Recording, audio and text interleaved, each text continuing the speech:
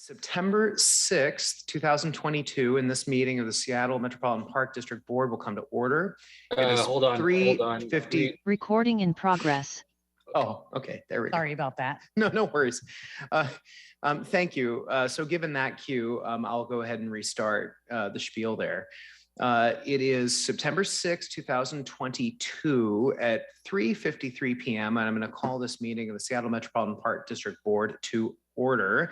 I'm Andrew Lewis, president of the board. Will the clerk please call the roll of board members? Board Member Juarez. Here. Board Member Morales. Board Member Mosqueda. Present. Board Member Nelson. Present.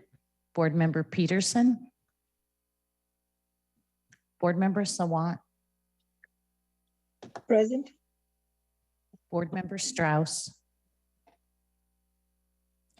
Board President Lewis. Present.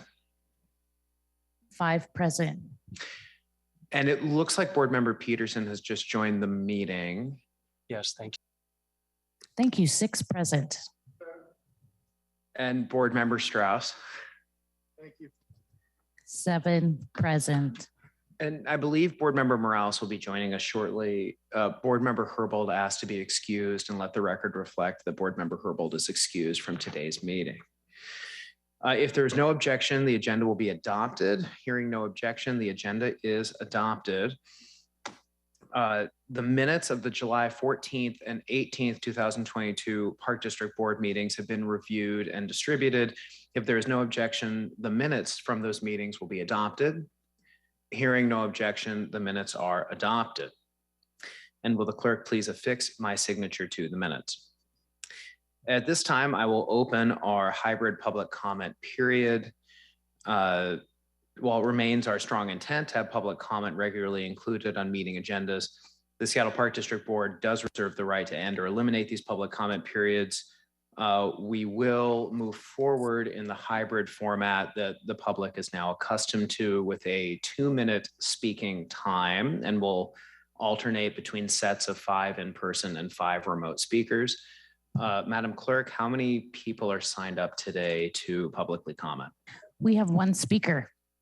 Excellent. That's what I suspected. So we will recognize that speaker for 2 minutes, and then we will move on with the rest of the agenda. Can you hear me? Yes. My name is Tim Moulter, longtime resident of Lake City and an advocate for the funding of the 33-cent solution. I have provided you copies of my recently updated 33-cent solution spending plan, my 33-cent solution analysis, which documents a major shift in funding from projects to programs, my summary of REIT-funded projects for parks, and a detailed memo of how the 33-cent solution has met the priority needs of the Park District Board members. I've documented how the 33-cent solution has met most of your stated priorities in conjunction with the use of REIT funds allocated to parks for funding for the following projects: off-leash leash areas, replacement of existing trees in our parks, replacement of aging community centers without having to pay or having to borrow funds that will increase future tax bills, funding of Smith Cove Phase 2, funding and replacement of turf fields, potential funding of identified projects with major maintenance funding using either property tax revenue or REIT revenue. The 33-cent solution has funded a number of other budgeted line items at a lower level based on the need to have a detailed evaluation of how existing and future funds will be spent. This approach supports the expectation of the Park District Board for safer, cleaner, and open parks and facilities and increased hours of operation for our community centers for the next cycle. I want to comment about the mayor's draft proposal for the next cycle. With no additional updates, I find myself disappointed in what I have been provided. The preliminary numbers would indicate the mayor's funding plan will require either a 39.5 cent or a 42.9 cent tax rate. The $10 million for opening 12 new parks and only renovating 3 community centers and a pool seems totally unrealistic. Finally, the mayor's proposal to cover only 2 years of funding is inconsistent with the adopted interlocal agreement that calls for a 6-year spending plan. In summary, I want to end by saying I have provided the Park District Board with sufficient reasons to consider the 33% solution as a better funding solution. And you all have copies of this. This is the only spending plan that you have right now in front of you. Neither the commissioner's recommendation or the mayor's has presented this. And this is a product that you're going to have to end up with when you make your final approval. So thank you for your considerations.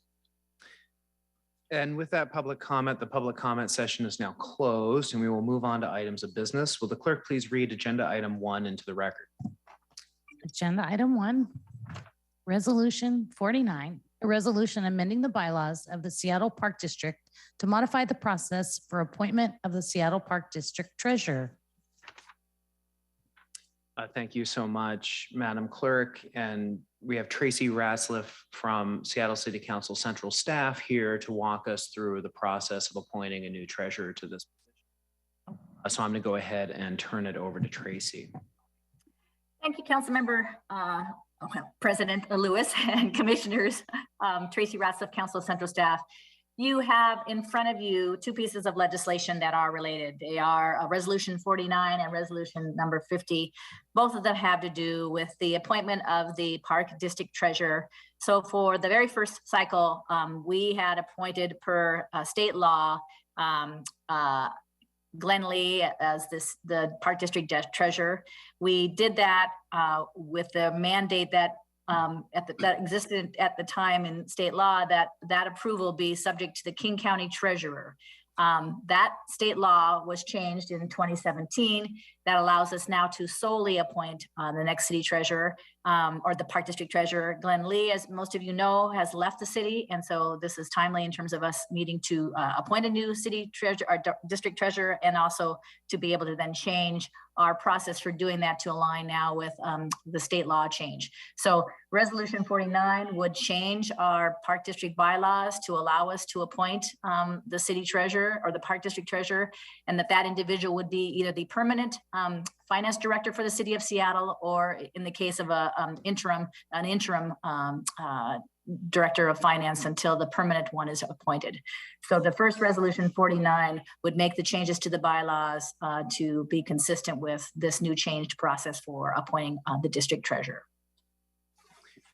Do board members have any questions for Tracy about this change to the bylaws? And then soon we'll move on to the second Resolution 50, making the appointment in alignment with those bylaws.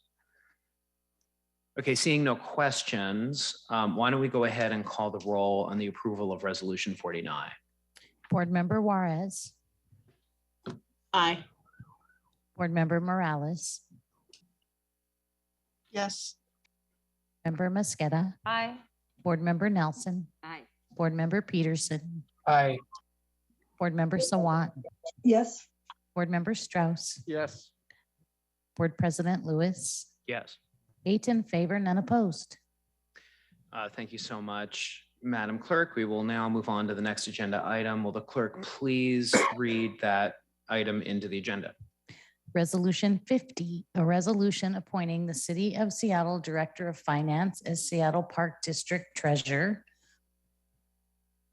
Thank you. And we again are joined by Tracy Ratzliff from Council Central Staff. Tracy, why don't you go ahead and present on Resolution 50? Thank you, President Lewis, will do. So Resolution 50 would in fact now appoint the city's Director of Finance as the district treasurer. And in the case of a vacancy in this position, it would also allow that an interim or an acting Director of Finance would be authorized to act as the district treasurer until the city appoints a permanent director.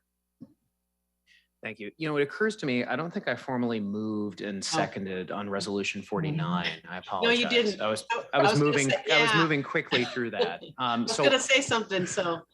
yeah, so my apologies. That's How about this? Why don't we, We can do it. The fact that there was no objection and we move forward with a roll call, it's still valid. But if you prefer to move the resolution, that's just fine. yeah, well, for Resolution 50, I'm going to do it the way we're accustomed to. I got ahead of myself on 49. Given Tracy's presentation, are there any questions regarding Resolution 50? Seeing no questions from board members, I move Resolution 50. Second. And moved and seconded. Will the clerk please call the roll on the approval of Resolution 50? Board Member Juarez, Aye. Board Member Morales, Yes. Board Member Mosqueda, Aye. Board Member Nelson, Aye. Board Member Peterson, Aye. Board Member Sawant, Yes. Board Member Strauss, Yes. Board President Lewis. Yes. 8 in favor, none opposed. Yes. Council President, you're not the only one a little rusty after 2 weeks of recess. So To quote Councilor Mosqueda, I didn't want to interrupt your flow, so I was kind of just kidding. So thank you. Yeah. Well, that disposes of the second item of business. Will the clerk please read agenda item number 3 into the record? Agenda item 3, Mayor Harrell's proposed Seattle Park District 6-year spending plan for 2023 through 2028. And we are joined by a panel of central staff as well as officials from the Parks and Recreation Department and the City Budget Office. So Eric, do we have you and Tracy here for this item both? It looks like we do. And why don't we go ahead and hear from Parks first on the presentation, and Superintendent Williams, I'll turn it over to you to introduce the panel and queue up the presentation for the board. Okay, I might actually defer to our Chief Executive Emery here to maybe kick us off. Thank you. Thank you. Thank you. I'll do a little introduction and pass it on to Acting Superintendent Christopher Williams to go in detail. So good afternoon, council members and members of the Park District Board. I want to thank you for having me here today to introduce Mayor Harrell's Park District budget proposal. This 6-year Park District budget was created with a focus on the essentials, keeping parks open, safe, clean, and well-maintained, while also being forward-thinking and advancing key priorities focused on building climate resilience, advancing equity, and offering opportunities to our city's youth. This approximately $115 million annual budget is the level of investment required to maintain our city's world-class park system. This budget has been a collaborative effort with many park stakeholders, community members, and council members' offices. So I want to take a moment to thank you all for continuing partnership on this. Also, special thanks to Board President Lewis for your ongoing support and coming to the announcement last week. The pandemic showed us just how important access to parks and other public spaces is for communities. When everything else was closed, parks served as a place people could safely gather and meet with friends and family. I sure took advantage of it with my family. Access to parks, community centers, and recreational facilities are integral to healthy, thriving communities. And this proposal reflects that by making critical investments to ensure they're properly maintained for everyone in Seattle to enjoy. This includes making all 129 public restrooms in our parks available for use year-round and ensuring they're well kept. Keeping our park and recreation facilities safe is a key to community wellness and has a direct relationship to their usage rate. As part of the new investments area, this budget would create a new team responding to graffiti and vandalism while also expanding the Park Ranger program by adding 26 more positions. These rangers serve as ambassadors and promote voluntary compliance of park rules. And we want to take leverage of this position to enhance public safety in our parks. Parks and green spaces can also be a great asset in our fight against climate change. And we must utilize them effectively to drive climate action and build a more sustainable future. This budget looks at how we can reduce the impact of urban heat islands by planting and maintaining hundreds of trees and decarbonizing more of city facilities. Public spaces like parks and community centers are also a major equity drivers. They're multi-generational places where all are welcome. This budget makes it a priority to invest in communities that have been historically under-resourced. It doubles the size of the new equity grant fund and increases the capacity of the Seattle Conservation Corps to give more people experiencing homelessness a pipeline to employment, housing, and wraparound services. This budget also shows a commitment to youth, making investments in our future leaders and giving them opportunities to succeed by expanding youth employment hours. The proposal reflects Mayor Harrell's deep commitment to protecting and enhancing these spaces, ensuring our city's nearly 500 parks, playfields, and community centers remain welcoming areas for recreation, learning, and more. We look forward to continuing to partner with you and your offices on this work. Thank you for having me. And now I'll pass it on to Acting Superintendent Christopher Williams to dive into the details. Great. Adiam, thank you for that wonderful introduction. And I would also comment here about just the level of deep support we've received from the Harrell administration, Adiam, and her team, and lots of mayor staff here. I also want to recognize Michelle Finnegan, who is here on our finance team, and Justin Hillier, who is also present from CBO here. So thank you, Board President Lewis and other members of the Park District Board for staying late this afternoon and listening to the mayor's proposed investments for cycle 2 of the Park District. Before we jump in, and on behalf of Seattle Park and Recreation, I really want to extend appreciation to community members who showed up at all of those listening sessions, who provided public testimony. We have a saying in parks that everything good we do is a result of community participation and engagement. And that certainly was evident here with the level of community participation that we'll talk about later. I also want to recognize the Board of Park and Recreation Commissioners who put lots of time into honing these recommendations down, and to they came frequently and they stayed late in the evening and worked tirelessly in evening and weekend meetings to refine their recommendations. Lots of good work there. Next slide. So the mayor's package of proposed investments are significant and will continue to build and transform our public park system with nearly $57 million worth of new investments. A vast majority of the new 112 FTE are frontline staff, but there's an awful lot of good in this package that we will talk through. We'll outline the investments.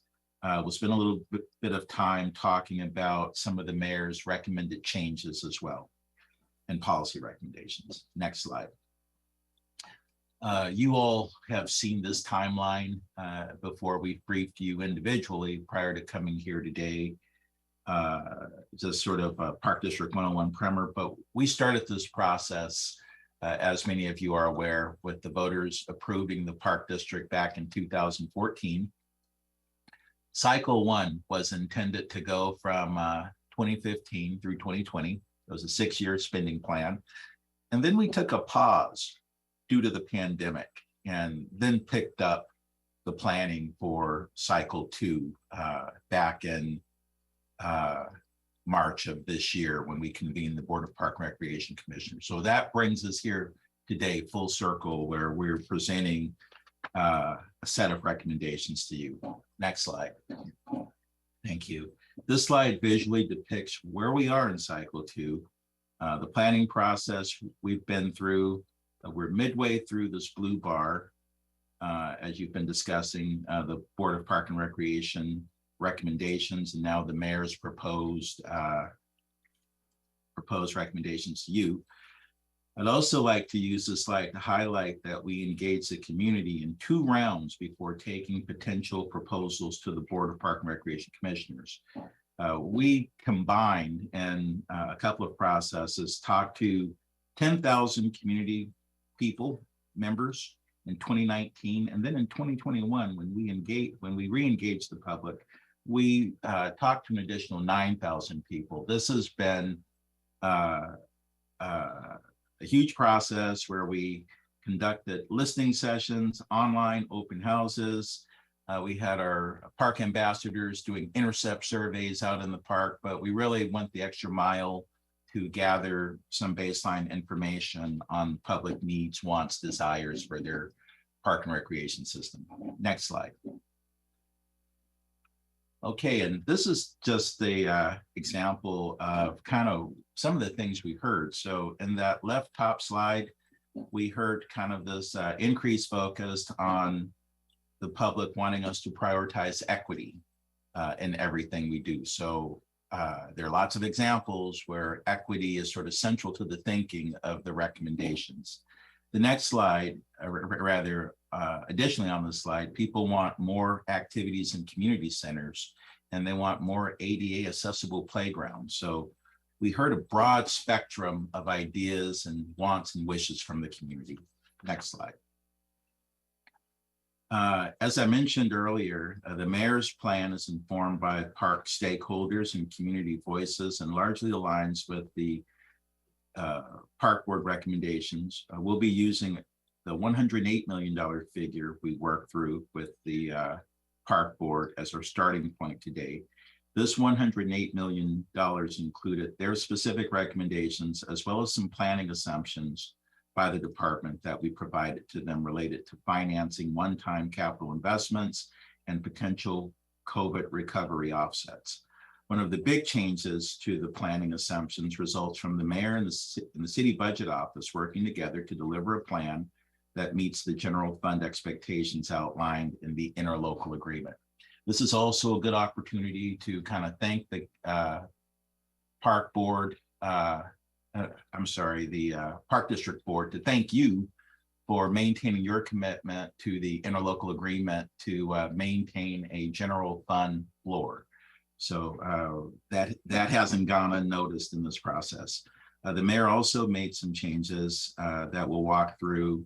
And as you can imagine, this was a balancing act. There was a lot more demand for services and varying priorities, but hopefully you'll see many of the mayor's changes align with key priorities you have been discussing with us and we've heard from you. In total, the mayor proposed plan results in $114 million investment in 2023 or a $331 tax bill to the median home value, estimated at $875,000. This compares to the 2022 tax bill of $155 based on a median home value of $760,000. Next slide. So this slide depicts our baseline cycle one services. As we've discussed previously, you can see here these resources are integral to almost all aspects of our operations and capital programs and account for over half of the total proposed plan. So this is what we have been referring to as the baseline level of investments, and they continue from the first cycle. And what we're proposing today is additive as a component of the mayor's recommendations. Next slide, please. The mayor's plan allocates approximately $10 million per year to fund new capital projects with a mix of cash and debt. And that discussion about whether or not we are proposing to use debt has been widely discussed. And I just want to confirm that this plan does prescribe debt as a kind of hybrid funding approach to some of the larger capital projects. You'll see the details in the full 6 year plan, but generally the mayor's plan funds these first three bullets with cash, and that includes the 5 land bank sites across the city, which include West Seattle Junction, 48th and Charlestown, and Morgan Junction, Wedgwood, and A.B. Ernst Park. And then we're gonna fund Smith Cove and Amy Yee Tennis Center will all be funded with cash. these next four, Loyal Heights, Community Center Stabilization, and the new South Lake Union Community Center at 8th and Mercer, and Lake City Community Center redevelopment and Green Lake Community Center will be funded with debt service on those. So just next slide, please. Oh, I have a question. Yeah. I got a Sure. question, Yes, too. Council know- President Juarez and then Council Member Strauss. Thank you. I was following the PowerPoint. Thank you, Christopher. I think You you bet. knew that I was going to flag this for Green Yeah. Lake and Lake City. Yep.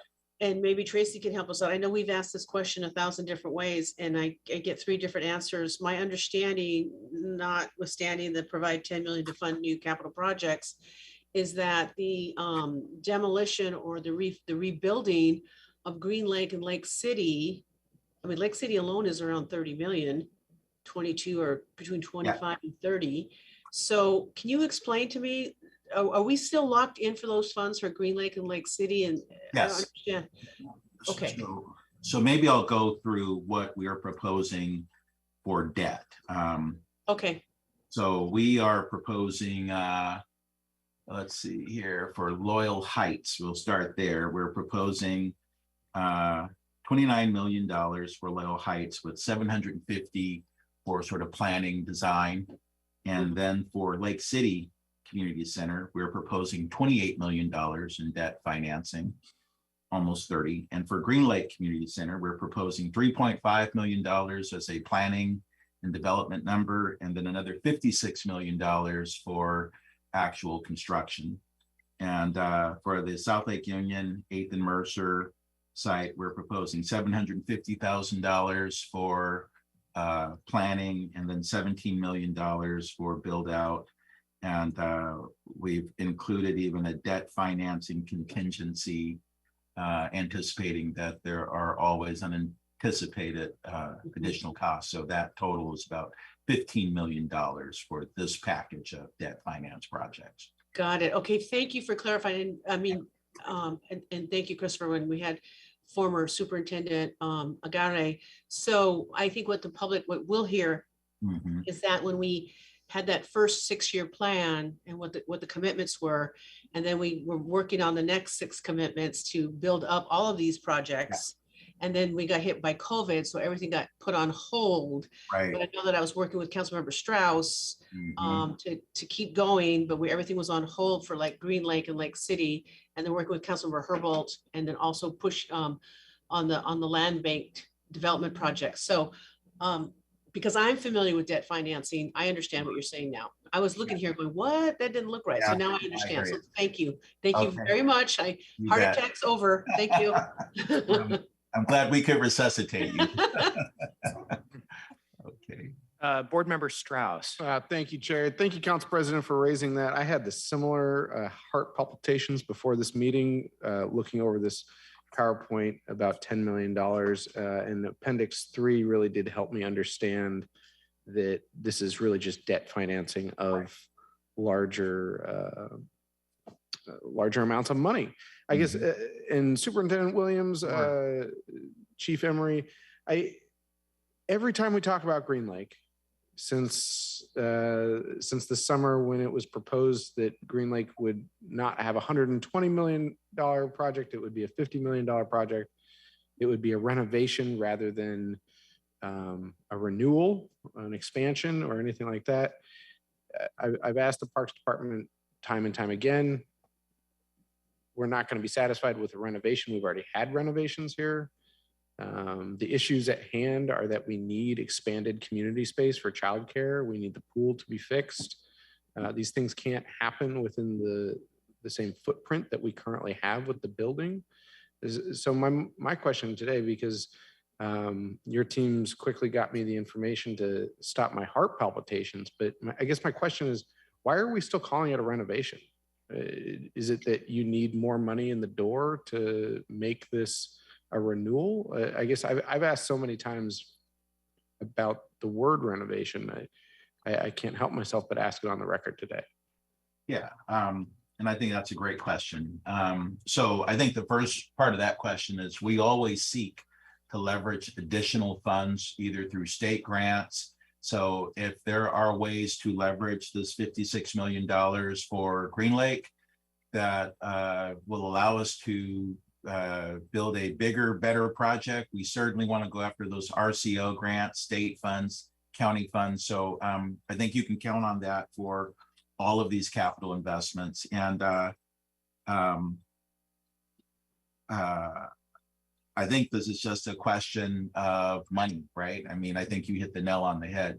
Trying to parse out a plan that has equitable distribution of resources across the system is sort of what backed us into a corner here. So that's how we wound up with a renovation versus a ground floor rebuild, is just with the numbers we were using, you know, kind of the planning numbers, we needed to sort of try to make that work for the entire city. So, and so I guess, and maybe this is daylighting for me right now. First day back after council recess, day after Labor Day, here we are, and hitting the ground running real quick. Is the Parks Department still planning a simple renovation? Well, And I think have I been led astray here? I think it's much more than what we would. I mean, even though we're calling it a renovation, we consider this substantial alteration to the existing footprint. So this is not just, you know, some minor kind of renovation. This is a substantial renovation. And so Superintendent, I'll give you a lifeline here, which is you said substantial alteration, which is completely different than a renovation, right? We've already done renovations. We know this is bigger than a renovation. And so my request here is to stop calling it a renovation if what you're talking about is a substantial alteration. Okay. And I guess I've made that request a number of times, and I think that it is confusing for the viewing public because they know that renovations have already occurred at the building. And if that's what folks think they're getting, they're not understanding the good work that you're doing. And that's what I'm getting concerned with here, is that we're not being transparent with the community because we're stumbling upon ourselves. And so apologies for Tuesday after Labor Day, after council recess, coming in hot, but I want the public to know everything that you're doing, and that's more than the words that are on this page. This is a significant project, and it is a substantial alteration to the existing footprint. Well, maybe we can continue the nomenclature discussion offline on this, but I do appreciate the point that Board Member Strauss is raising about the level of capital improvement that we're going to see in some of these sites. It's very significant dollar figures that are behind it, and not just for the building, but the actual planning process. So it'll be good for us to continue to monitor that work and to make sure that it is lifted up appropriately to its scale and magnitude. I have one question about this slide as well, Superintendent. Sure. And that is, and this appears throughout some of the materials that the mayor's office distributed this morning, this asterisk regarding the $2.6 million for Smith Cove. And I'm just trying to get a better idea of what that is communicating. Is that money that is being given back to the park district from some other source, or like, why does it have an asterisk?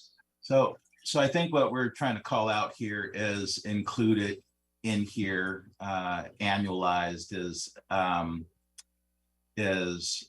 sort of refunding the Smith Cove project. As you may recall, during the pandemic, we took several budget reductions. This was one of the projects that was defunded during the pandemic, and this adds funding back to complete the athletic field, the off-leash area, and the walking trail for Smith Cove. And the source of that money is not MPD. Is that correct then? Michelle, we borrowed from the MPD right. and we are believe now giving is that in- money back. Is that what that's communicating? Yes. Okay. It's excellent. something you'll see on the revenue side of the 6-year plan. So we have in cycle 1, we had front loaded the appropriation in order to do the project, but assumed we would be backfilling that appropriation into cycle 2. So there's a amount of appropriation that needs revenue to fund it. And so it just looks off balance if you look at the 6-year plan, because there's already $2.6 million of appropriation. And we just wanted to call it out that it looks a little odd on the plan, but it's basically part of the funding, cash revenues to complete the project, and the other portion, another 4.5 million or whatever, you'll see on the expense side, because it needs both revenues and appropriation. So it's Great. Thank you for clarifying that and explaining the asterisks. Very much appreciated. So Superintendent, you can continue with the presentation. Sure. Okay. Thank you. Well, why don't we go to the next slide here? So in this slide, actually in the next 3 slides, we want to cover the final $40 million in the proposal. And first we'll cover some of the investments from the Board of Park and Recreation Commissioners. And then we'll cover some of the changes that came from the mayor. So the plan includes decarbonization of 6 SPR facilities. And this is, of course, electrification. We want to create a new graffiti and vandalism response team to respond to graffiti across the system. We want to expand our trail restoration efforts across the system. We want to expand leash and scoop law enforcement across our system. We want to greatly leverage our ability to work with partners to employ youth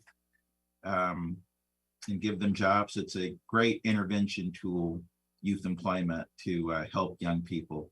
We want to plant 600 trees across the system. We want to focus on ADA barrier removal. We want to enhance our community engagement ambassadors and how much time we invest in that across the system. We want to make all of our 129 comfort stations available all year round as much as possible. And we're going to make investment in that. We want to increase access to community centers by offering more evening and weekend hours.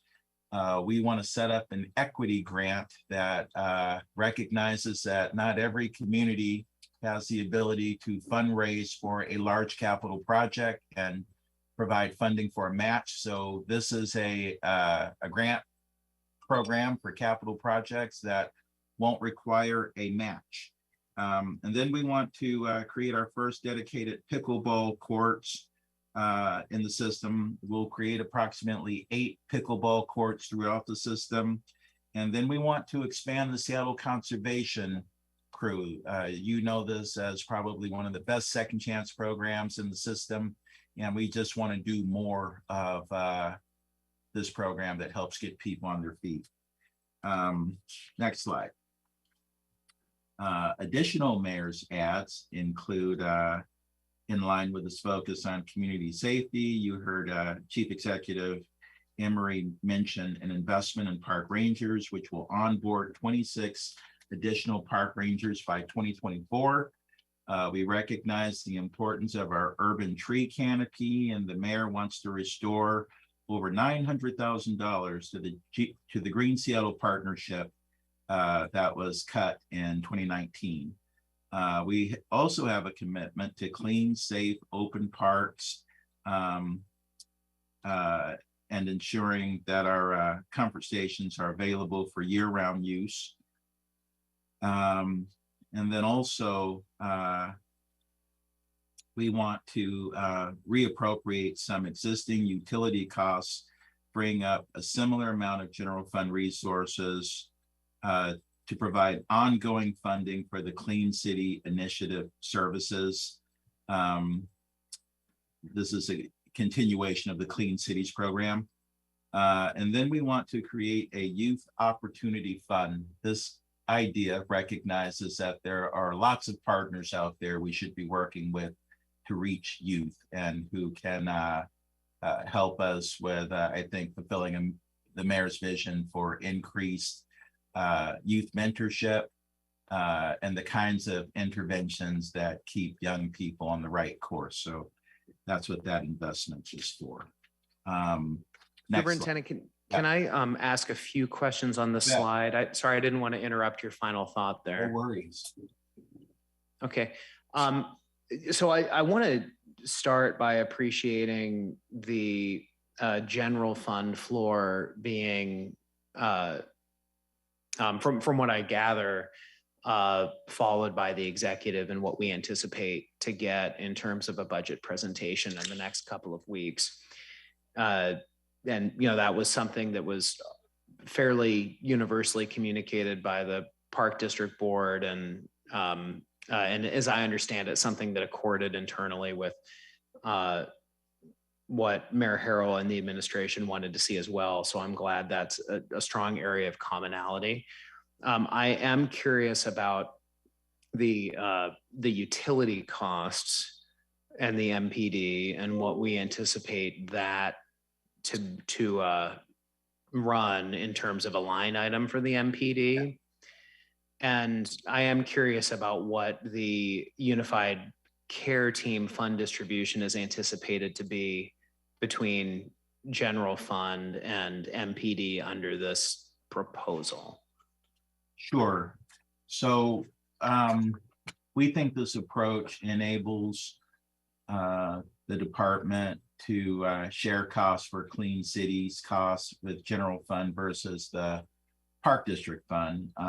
And I think the logic here is this made sense because it's a multi-departmental effort. The council will see the mayor's full proposal for clean cities and unified care team budget when the mayor transmits that budget here in a couple of weeks.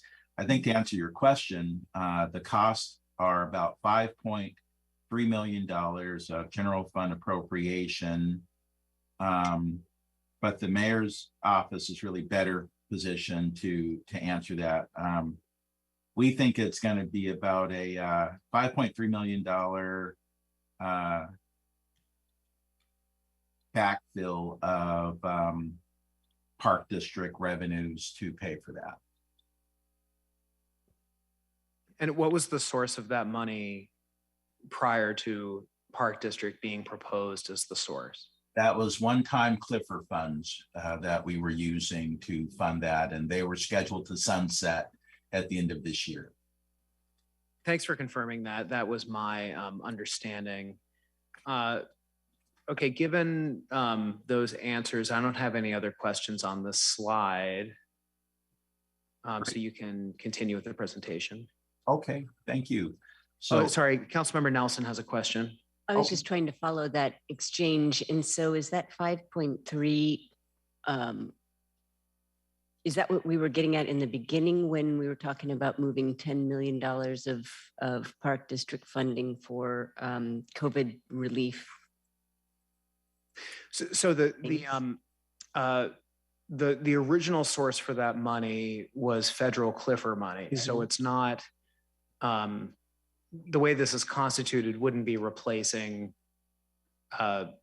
traditional city general fund money. So it's my understanding that the Clean City Initiative money has always been supported by one-time federal era COVID money. So, but I'll let Superintendent Williams clarify, but my understanding is this is just continuing a program that we have been running, or the proposal is to continue a program we have been running on one-time federal money and making it permanent in the MPD. Okay, that's good. But I don't want to misrepresent the executive's proposal. It's making it permanent with general fund and then moving some previously backed expenses that are general park and recreation purposes, utility costs, drainage tax, et cetera, onto the MPD. So the unified care team would be general fund. I I understand. Yeah, because I was looking at the fact sheet trying to find the original proposed $10 million for general fund funded COVID relief measures, and I didn't see it. But anyway, go on. Yeah, Council President Juarez. Thank you. Thank you, Mr. Chair. Can we go back a slide, Christopher? Sure. I was busy taking notes.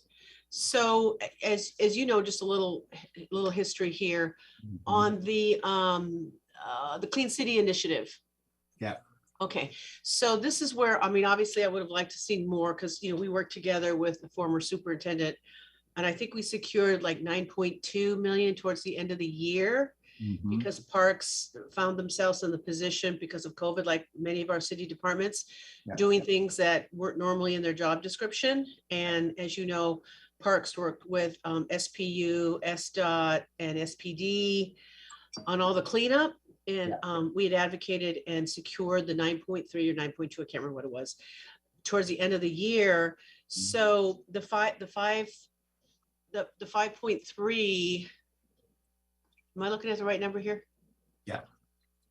So is that going to be, well, I don't want to just have like an open-ended, but I'm guessing that we've reached a plateau, and I know Council President, our Councilmember Lewis, the chair here, we pay attention. You guys send us the weekly numbers of garbage picked up and needles and who got a deep cleaning and what the list is of what parks you want to hit. So is it fair to say now that Parks kind of has a handle on what's being asked of them when they're cleaning up all of these areas and assisting the other departments in encampment removal? So I think for more clarity here, that $9 million was for Parks, SPU, SDOT. This $5.3 million is dedicated to Seattle Park and Recreation efforts. So it's not funding all of the United Care team. It's funding the parks component. Okay, that's right, because the 9 point something was divided between like 4 or 5 departments. Got that. So this is actually a nicer bump. So can I ask you this, Christopher, or Mr. Williams? So do we have a better handle about what it takes to get teams out there who now, because I remember in the beginning, some people were not happy, and I understood that, particularly when labor came to us and said, you're asking people to do things that's not in their job description and that they weren't trained to do, that maybe they don't want to do. But you know, you moved along and we worked with labor to make sure we did it right. So is it fair to say now that we've kind of have a good handle on what it takes to stay on top of cleaning the parks, and not just the removal piece, but the garbage and graffiti and all the other stuff? Absolutely. You know, I think labor has been concerned that people be given the adequate levels of security and training and personal protective equipment. And I think we are meeting that standard for keeping our employees safe.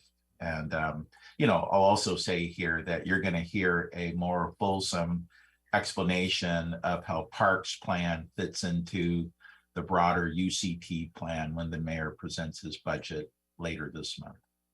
Wonderful. Thank you so much. And thank you for being such a great partner with the other city departments.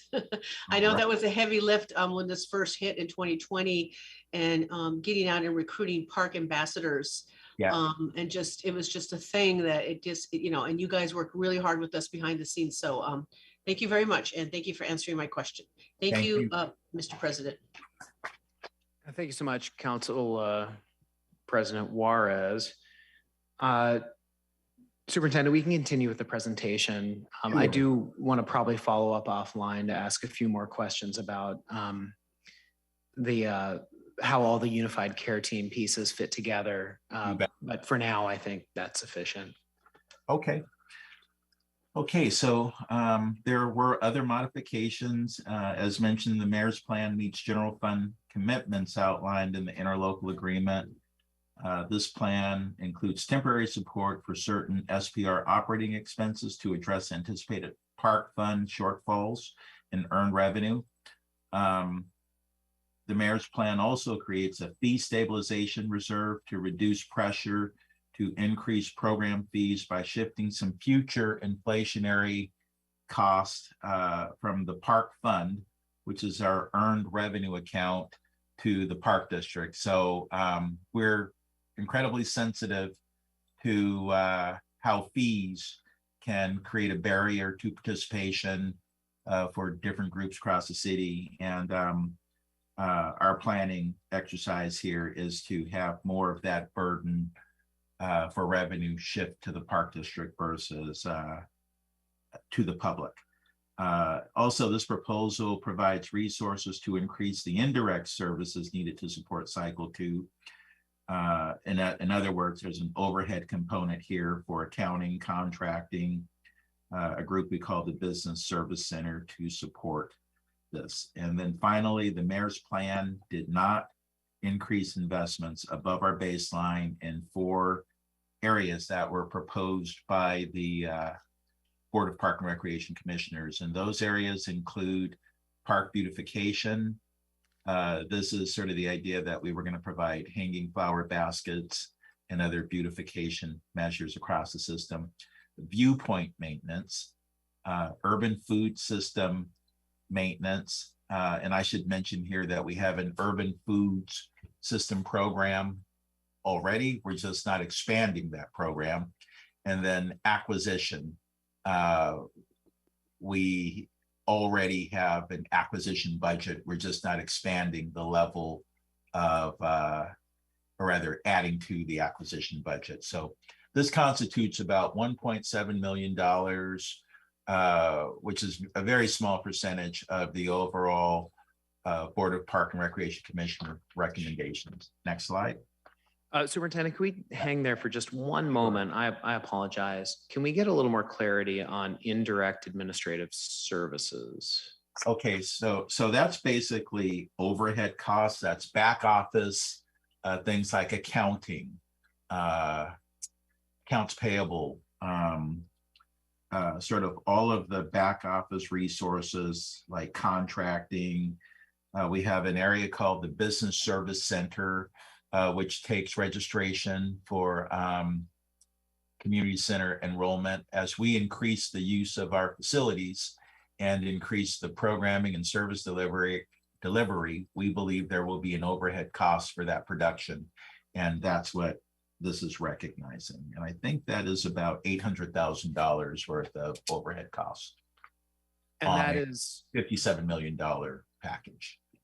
That is a new ad from the BPRC, just to clarify. So the BPRC did not recommend that, but that was one of the changes recommended by the mayor's office. Okay, great. Just clarifying. We did notify the park board that we would be including it. We just didn't have them prioritize a dollar amount. Understood. Thank you. Okay. Next slide. Okay, so basically this next slide captures everything we just walked through on the mayoral changes to the BRPC recommendations you've been discussing. We won't walk through this in, at a high level, but you've got this information in your materials.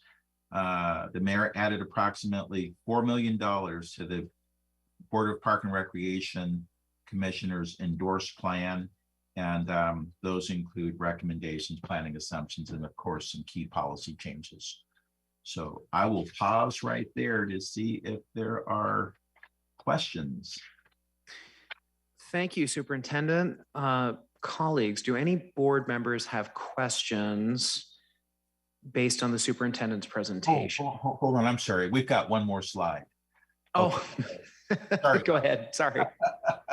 Okay, so this next slide is attempting to depict forecast revenue collection on an annual basis in the park district. And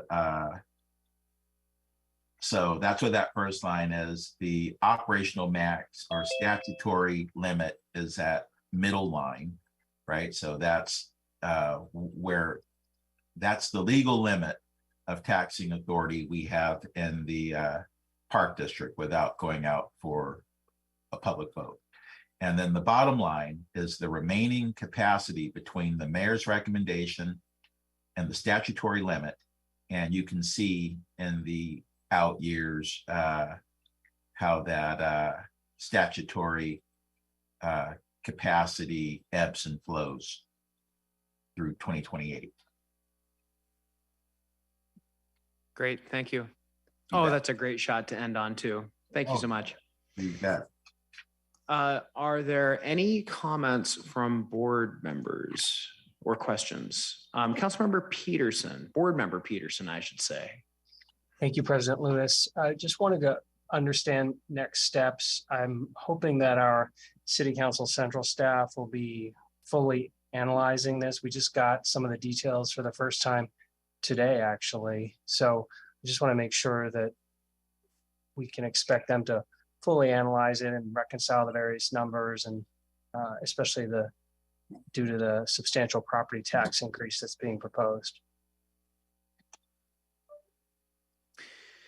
I mean, I can just say generally, having received a pretty detailed transmittal of information this morning, and I actually do want to just take a moment to thank the Parks Department, thank the Mayor's Office for sending a pretty comprehensive package for us to review and really take advantage of this information for the next 3 weeks of deliberations on this. I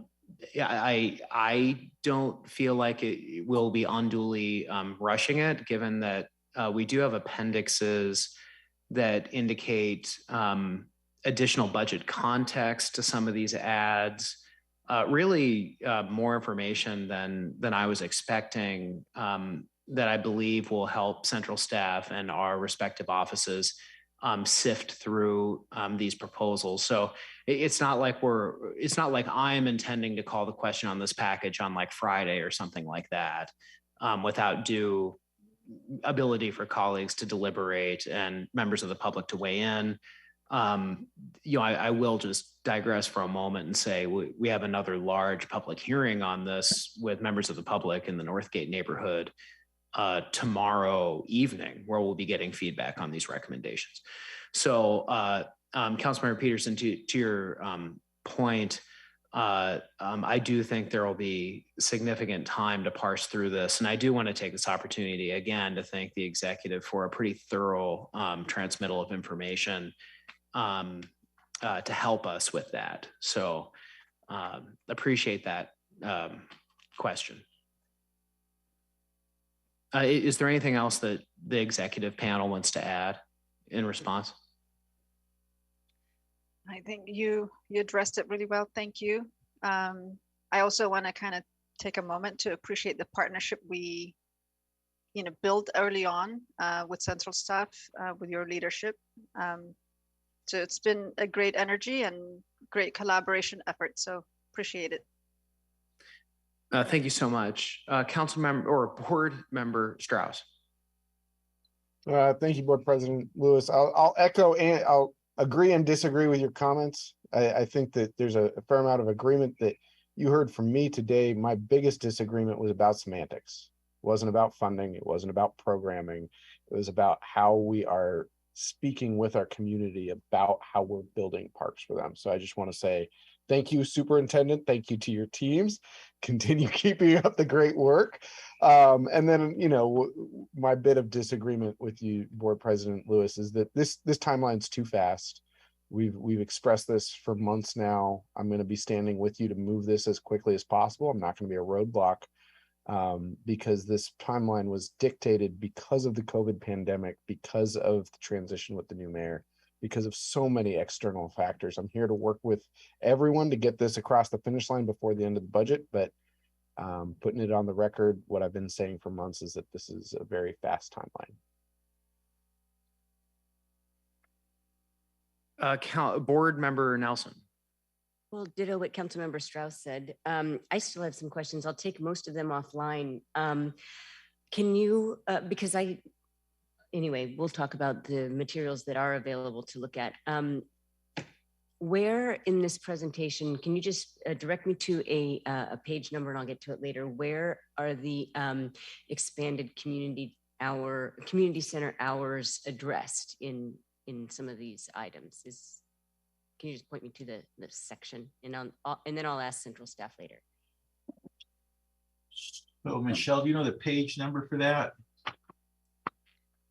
I will find it for you. The specific hours aren't mentioned in the materials, but we have a draft proposal of the distribution of hours that we can share through central staff. Okay, thank you. I know that a lot of council members did express interest in that. Thanks. Yes, and to be clear, I think as Councilmember Nelson or Board Member Nelson's line of questioning just now illustrates, we are going, now that we have some clarity on areas of priority from the executive, going to go forward to setting of metrics, setting of accountability measures to track metrics, and ironing out some of these areas from this first initial proposal from the mayor and how we want to interact with it. So there will be plenty of opportunity to have that kind of engagement. Eric and Tracy from our central staff are hopefully have sufficient information to be well versed in being able to get all board members up to speed on areas of interest that have been identified here.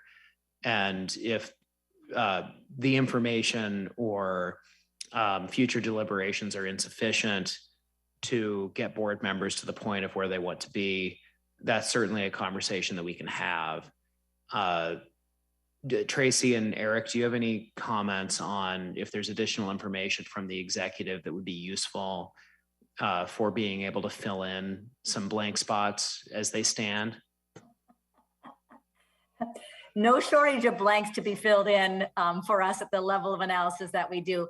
What I will say to the council members is that Eric and I will not be able to do the kind of deeper dive that you would have us do during the budget, for example, in terms of the kinds of level of information that we would look at if we are going to look at an adoption of a spending plan, which again is this higher, we have to kind of think about this as a higher level program spending plan. It is not the gory details of, you know, how every dollar is going to be spent within that program area.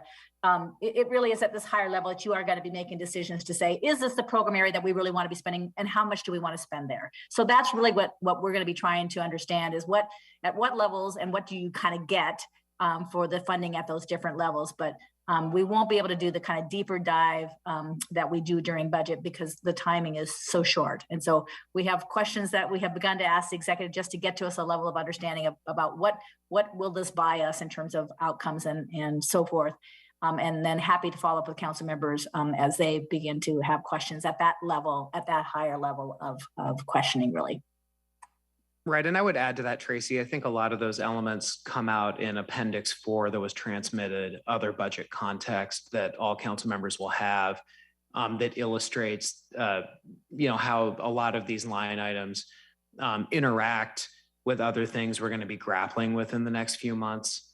So, I think that appendix in particular is illustrative of the work that's going to be in front of us, and appreciate the work of our council central staff in analyzing and briefing on the implications of this proposal. With that, given that it is almost 5 p.m., are there any additional questions from council or board colleagues? Mr. President, I have a quick yes, question. Board Member Juarez. Two things. Christopher, again, you may have done a pie chart. I don't know if you did it in this slide, in this deck. The MPD makes up how much of the total park district budget? Is it like? So currently the MPD makes up about 20% of our total operating budget. However, this new add, assuming they're adopted, I think gets us closer to about 60%. Is that correct, Michelle? Or is it 40%? I can't unmute myself. About a third of the 2023. A third. A third. Yeah. So I think just to kind of, because I had Councilmember Lewis's job for a few years. So the discussions are different with MPD and what the voters mandated and voted on in 2014 than what we do when we're doing regular budget discussions. They're not the same. And so when I had to chair this, I would have to talk to council members like, we have budget where we get into the nitty gritty details, more line items, but the MPD comes from the voters and what they require of us. It's not councilmatic. It's more mandatory, like these things have to be funded because this is what the voters asked for. So you don't have as much room to, I would say, negotiate as you do on the budget side, the regular Seattle City Council budget side. And so I always had to keep that in mind when working with council members that came in and thought, well, there's a pot of money and I want X. And I'm like, well, no, you can't have that because that's not quite, doesn't fit into the 6-year cycle of what people demanded that get funded. So I'm just putting that out there so people can understand, not raise expectations, that it's not the same conversation that we have with budget. And if I'm wrong on that, Tracy, please correct me. At least that's what I learned from you anyway in the last 6 years. I didn't mean to put you on the spot, but I think it's fair to say, Councilmember, what you've described was accurate when we were sitting within that cycle 1 spending plan, because we had designated in that cycle 1 every year how much we were going to spend, how much revenue we were going to bring in, and then how much we were going to spend. Right. Now that we're in a cycle 2, in which we are actually now establishing those spending limits, those annual spending limits, we are now in a place where the council member has the prerogative to look at the programs and services you want to fund and at what levels. Now we have seen that we have a max. We know we can't go above a certain level because of what the voters have authorized, and they've done a good job of saying what those are, and we have that very clearly in mind. So, but there is the ability for you to look at that range of programs and services that have been proposed by the executive. And if you have some of your own that fall within the Parks and Rec bucket, that it is actually related to the operations and maintenance of parks and our programs, then that those are becoming eligible or are eligible things that could be funded with parks funds. Right. I'm not saying that the discussions can't happen, but I'm just saying that there's a mandate we have from what got passed in 2014. That's all I'm saying, which is different than the regular budget discussions we have. So I will leave it at that. I apologize if I no worries. got wonky there. Thank you.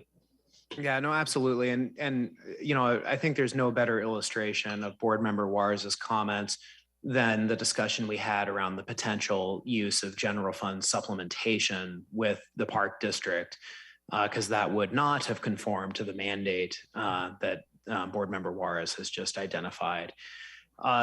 So with that, I don't have any additional comments. I would just allude one more time to the public hearing that we are going to be having tomorrow in the Northgate neighborhood. And that is going to be at the Northgate Community Center starting at 6 p.m. And that address is 10510 Fifth Avenue Northeast, where we will again hear from the public now with some additional context on their priorities for the Metropolitan Park District renewal and cycle 2 investments. With that, I don't have any other comments. Or is there anything for the good of the order from board members? Does not appear that there are. Thank you so much, everyone, for coming and presenting. And one thing I will also say, when we agreed to this timeline back in the spring and set today, September 6th, for the transmittal of the executive proposal, just want to really thank the executive team for sticking to that deadline assiduously and getting us that material. It's really great to see that, and there was no requested delay or rescheduling of that timeline, and just really appreciate the ability of this administration to work in good faith and continue to get the council the information it needs to continue to move forward on our priorities. So thank you so much for that partnership. And with that, we'll see everybody at our next meeting of the Metropolitan Park District. Thank you. Bye. Thank you.